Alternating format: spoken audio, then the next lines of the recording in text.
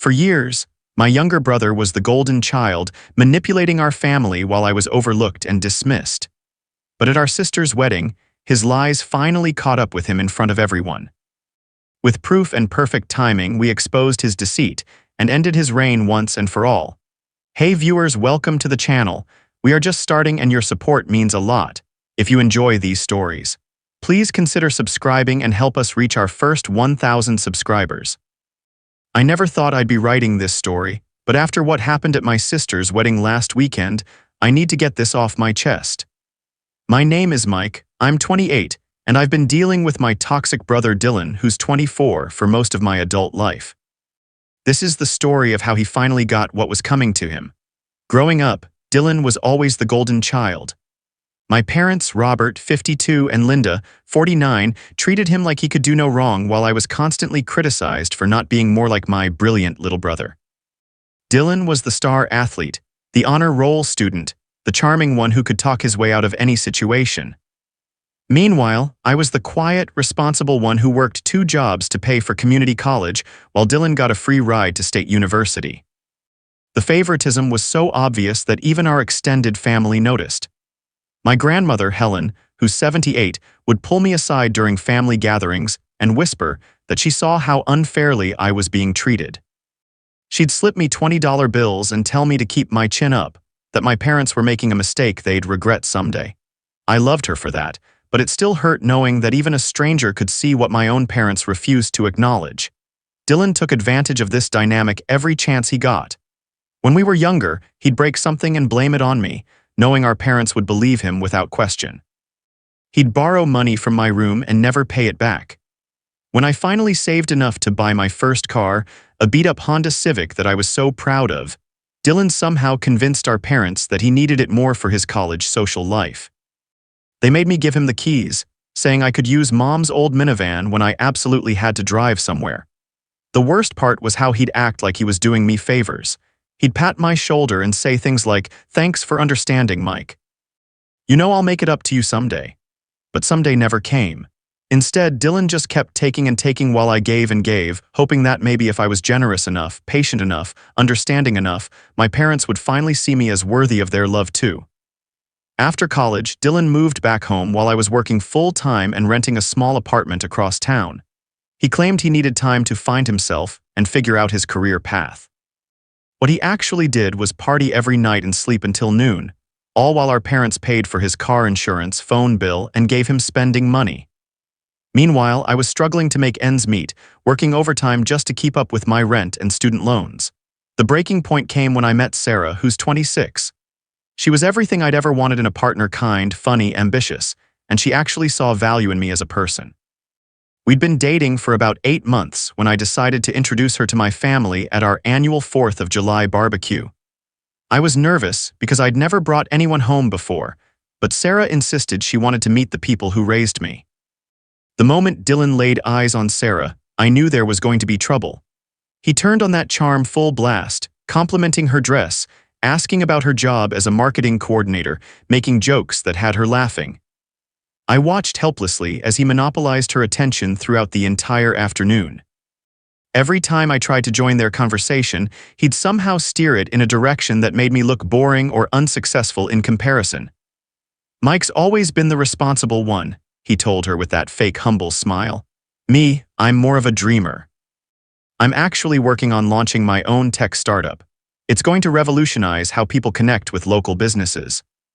This was complete nonsense. Dylan had never shown any interest in entrepreneurship or technology beyond playing video games. But Sarah was impressed, asking questions about his business plan while Dylan spun increasingly elaborate lies. By the end of the evening, Dylan had somehow gotten Sarah's phone number, claiming he wanted to network since she worked in marketing.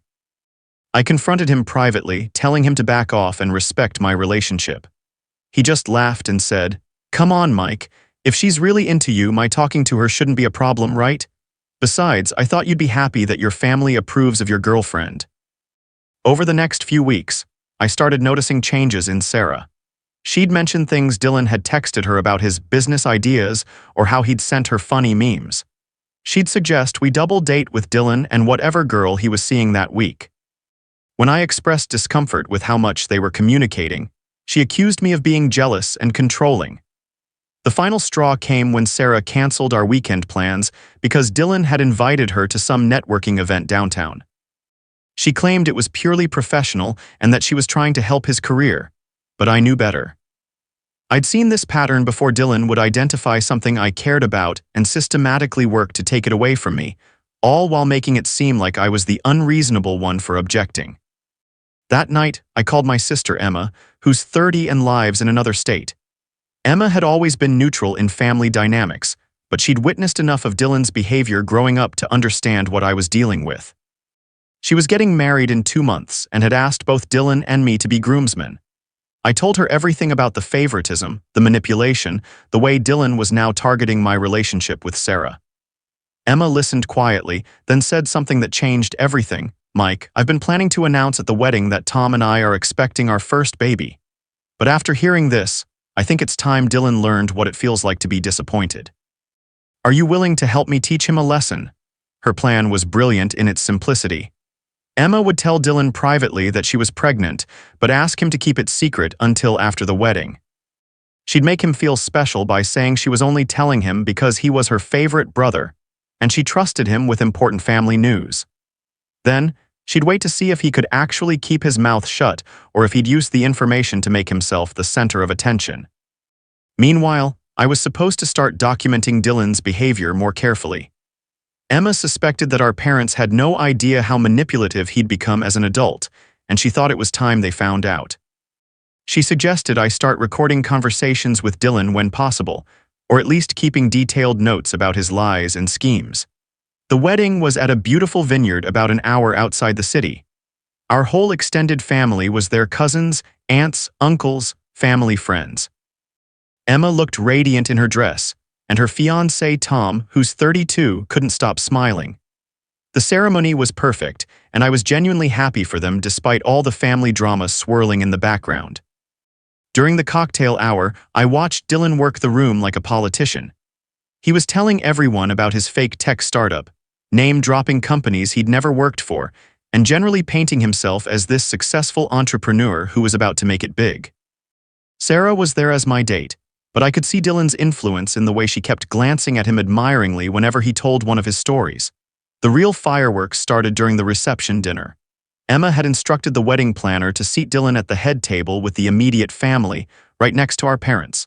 About halfway through the meal, Dylan stood up and asked for everyone's attention.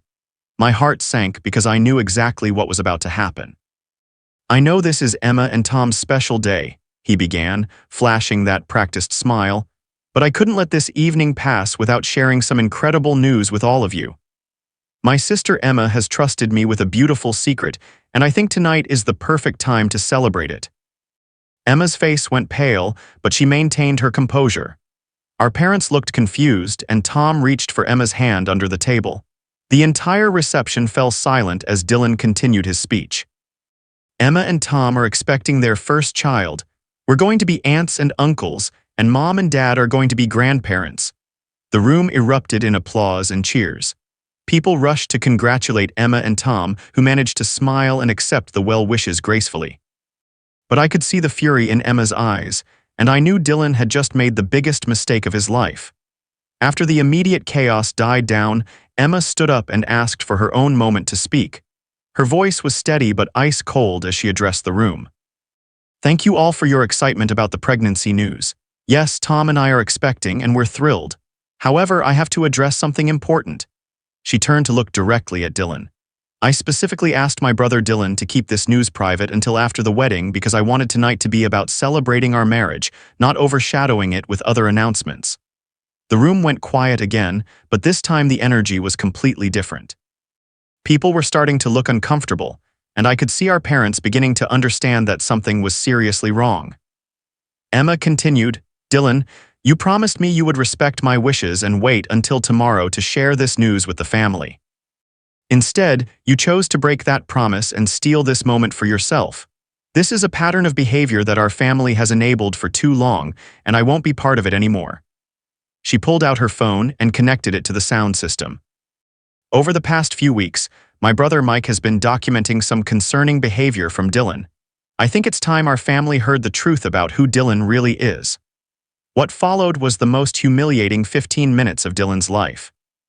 Emma played audio recordings of Dylan lying to Sarah about his fake business, admitting to me that he was only interested in her to mess with my head, and bragging to a friend about how easy it was to manipulate our parents into giving him money. She showed screenshots of text messages where Dylan mocked me for being too stupid to realize he was stealing my girlfriend, and photos of him partying with money he'd claimed was for job interview expenses. The final piece of evidence was a recording I'd made just 2 weeks earlier, where Dylan explicitly told me he was planning to use Emma's pregnancy announcement to make himself look important at the wedding. He'd said, "Nobody ever pays attention to me at family events anymore. This baby news is going to be my moment to shine." By the time Emma finished presenting the evidence, Dylan was white as a sheet. Our parents looked absolutely devastated, and several family members were openly staring at him with disgust. Sarah had tears in her eyes, and I could see her putting the pieces together about how she'd been manipulated. Our father, Robert, stood up slowly. His voice was shaking as he spoke. "Dylan, I think you need to leave. Now." For the first time in his life, Dylan tried to argue, to explain, to charm his way out of consequences, but nobody was listening anymore. The golden child had finally been exposed for who he really was, and there was no going back. Emma walked over to me as Dylan gathered his things and slunk out of the reception hall. She hugged me tight and whispered, "I'm sorry it took me so long to stand up for you. You deserved better from all of us." Sarah approached me later that evening, after most of the guests had gone home. She was crying as she apologized for being taken in by Dylan's manipulation. We talked for hours about how he'd systematically worked to undermine our relationship, and she was horrified by how easily she'd been played. "I thought I was smarter than that," she said. "I thought I could see through fake people." I told her that Dylan was an expert manipulator who'd been practicing his whole life. The important thing was that she could see the truth now. We decided to take some time apart to figure out if our relationship could recover from the damage Dylan had caused, but at least we both understood what had really happened. The aftermath was swift and decisive. Our parents cut off Dylan's financial support entirely and told him he had 30 days to find his own place to live. Several family members who'd been considering investing in his fake business venture demanded explanations. His lies unraveled completely within a week, and suddenly everyone could see the pattern of manipulation and deception that had been going on for years. Dylan tried to reach out to me several times, alternating between apologies and accusations. In one text, he'd claim he was sorry and wanted to make amends. In the next, he'd blame me for ruining his life and turning the family against him. I blocked his number after he sent me a particularly nasty message calling me pathetic and claiming that Sarah never really cared about me anyway. The most satisfying part came 3 months later at Emma's baby shower. Our grandmother, Helen, who's always been the wisest person in our family, pulled me aside and said, "Mike, I've watched you handle this situation with more grace and maturity than anyone could have expected. Your parents finally see what I've been trying to tell them for years. You're the son they should have been proud of all along." Looking back, I realized that Dylan's downfall was inevitable.